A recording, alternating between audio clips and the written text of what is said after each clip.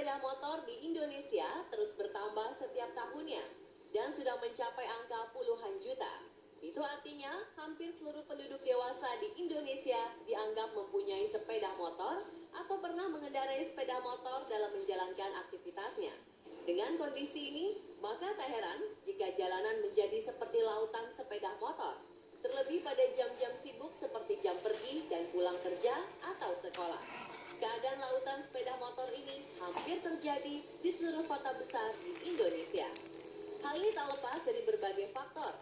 Di antaranya, karena motor masih dianggap sebagai alat transportasi paling fleksibel, bisa masuk ke jalan-jalan sempit dan terbilang hemat bahan bakar. Belum lagi ditambah fakta mudahnya memiliki sepeda motor di Indonesia. Hanya dengan pembayaran down payment atau DP beberapa ratus ribu rupiah saja, motor baru sudah bisa hadir di teras rumah. Mulai dari kaum muda, ibu-ibu, bapak-bapak, bahkan anak sekolah yang masih belum cukup umur dan sudah pasti tidak memiliki SIM menggunakan sepeda motor. Sayangnya, keadaan ini tidak diimbangi dengan makin baiknya perilaku para pengendara sepeda motor itu sendiri. Sebagian besar pengendara sepeda motor tidak mentaati dan mengabaikan peraturan lalu lintas. Ironisnya, perilaku menyebalkan ini sudah menjadi kebiasaan. Padahal hal tersebut bisa membahayakan dirinya sendiri dan pengguna jalan lainnya. Menurut data kepolisian, angka kecelakaan pengguna sepeda motor di Indonesia merupakan yang tertinggi dibanding kendaraan jenis lainnya dan jumlahnya terus meningkat setiap tahun. Lalu, apa saja perilaku yang paling menonjol dari pengendara sepeda motor di Indonesia? Berikut On The Spot merangkumnya untuk Anda.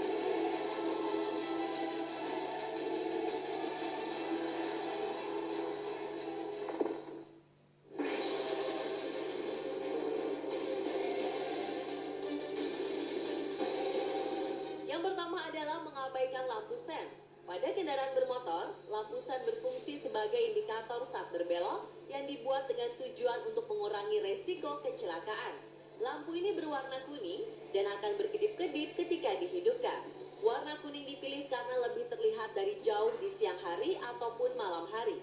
Ketika hujan pun, warna kuning juga tetap dapat dilihat dengan jelas.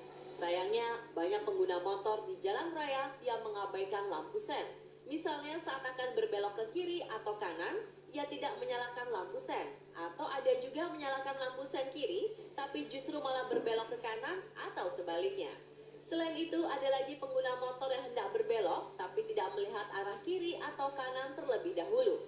Akibatnya, kendaraan lain di belakang atau di sisinya bisa menabrak jika sang pengendara motor tiba-tiba belok atau memperlambat lajunya.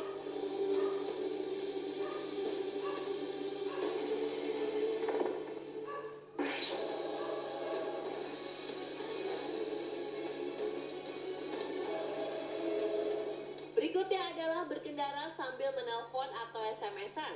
Atau lebih menjengkelkan adalah sikap pengendara motor yang bertemu dengan temannya, lalu mengobrol sambil mengendarai motor dengan kecepatan rendah yang menghambat laju pengguna jalan lainnya.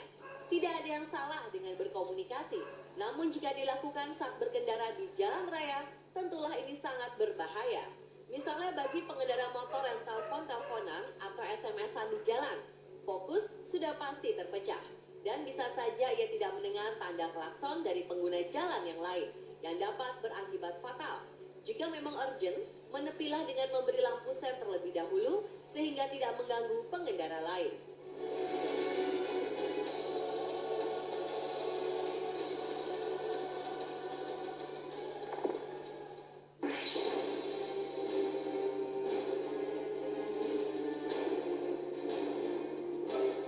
Berikutnya merupakan salah satu perilaku pengendara motor di Indonesia yang paling sering ditemukan, terutama saat terjadi kemacetan, yakni mengendarai sepeda motor di trotoar atau jembatan penyeberangan. Karena tak ingin mengalami macet, para pengendara motor yang tidak bertanggung jawab ini seenaknya saja menggunakan fasilitas publik untuk para pejalan kaki. Parahnya lagi, ada yang sampai mengklakson atau lebih galak dari pejalan kaki di trotoar atau jembatan penyeberangan karena dianggap menghalangi jalannya.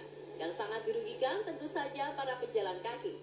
Selain hak berjalan trotoar dirampas oleh pedagang kaki lima, kini mereka harus dipaksa untuk minggir lagi oleh pengendara motor yang kehilangan akal dan otaknya karena menggunakan trotoar untuk sepeda motornya.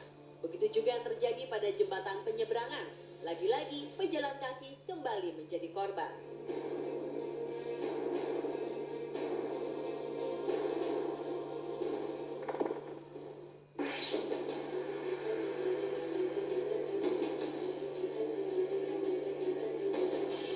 Kemudian mengendarai sepeda motor melawan arus. Dengan dalih untuk mempersingkat jarak tempuh dan waktu, para pengendara sepeda motor di beberapa kota besar nekat melakukan hal ini.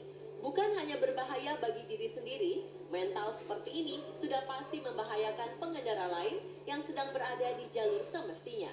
Salah satu kasus yang heboh di media sosial baru terjadi akhir-akhir ini. Pada Rabu pagi 22 Juli 2015 kemarin, seorang pengendara sepeda motor kedapatan melawan arus saat berpapasan dengan Wali Kota Bandung Ridwan Kamil yang saat itu sedang berinspeksi keliling dengan menggunakan sepeda birunya. Tak pelak, Kang Emil pun langsung menyuruh berhenti pengendara motor itu.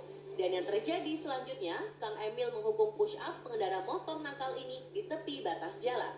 Mirisnya saat diperiksa, pengendara motor yang melawan arus ini ternyata seorang sarjana ekonomi dari sebuah universitas ternama di Bandung. Dalam akun sosial medianya, Wali Kota Bandung ini mengatakan jika kepintaran ternyata tidak selalu berbanding lurus dengan kedisiplinan.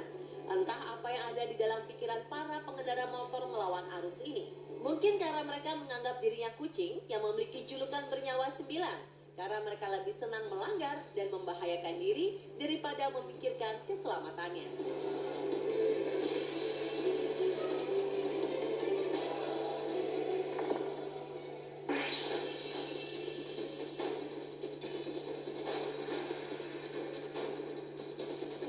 Satu lagi perilaku yang membahayakan bagi pengendara motor itu sendiri dan juga pengendara lainnya adalah menerobos lampu merah. Tak hanya sekali dua kali, para pengguna motor kerap terlihat terus melaju, meski lampu lalu lintas sudah menunjukkan warna merah yang artinya harus berhenti dan membiarkan pengendara dari arah lain berjalan maju. Ada juga yang berhenti saat lampu merah, namun letak berhentian di atas zebra cross yang seharusnya digunakan oleh pejalan kaki yang akan menyeberang. Selain di lampu merah, ada juga pengendara yang nekat menerobos perlintasan kereta api.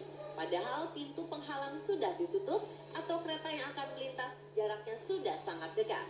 Berbagai perilaku ini membuktikan para pengendara motor masih banyak yang memiliki tingkat kesabaran yang sangat rendah. Mereka lebih rela mengambil resiko kecelakaan.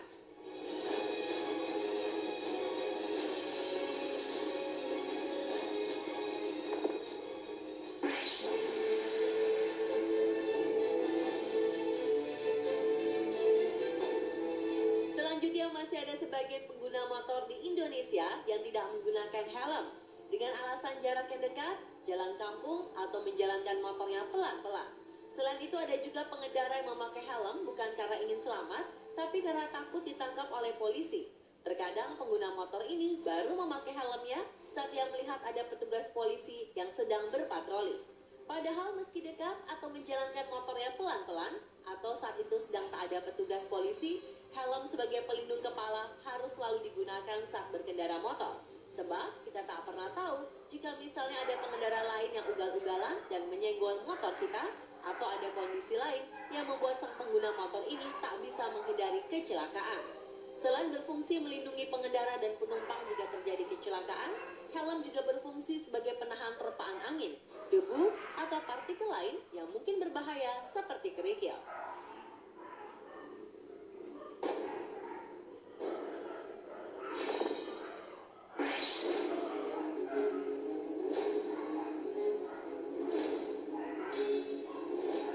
Dan yang terakhir adalah perilaku pengguna motor yang membawa lebih dari 2 penumpang. Padahal motor tidak didesain untuk ditumpangi oleh lebih dari 2 orang. Aksi seperti ini sering dilakukan pengendara motor di Indonesia. Parahnya lagi, penumpang lainnya ini tidak dilengkapi dengan helm. Biasanya sering melakukan hal ini adalah pengendara dengan anggota keluarga yang banyak atau para ABG yang sengaja melanggar aturan. Bagi para orang tua yang memang terpaksa membawa anak, posisi anak harus berada di tengah agar ia terlindung dari angin dan debu, serta aman selama berkendara. Dan pemirsa, itulah 7 perilaku pengendara motor di Indonesia versi On The Spot. Sebagian pengendara motor lainnya telah bersikap tertib dan mengikuti aturan lalu lintas yang berlaku. Jika Anda merasa pernah melakukan salah satu atau bahkan keseluruhan dari ketujuh hal tadi, mari mulai perbaiki bersama-sama agar keadaan menjadi lebih tertib dan angka kecelakaan pun semakin berkurang.